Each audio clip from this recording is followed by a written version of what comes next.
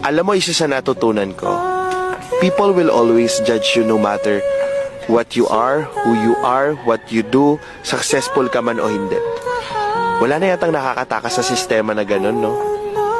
So, what you need...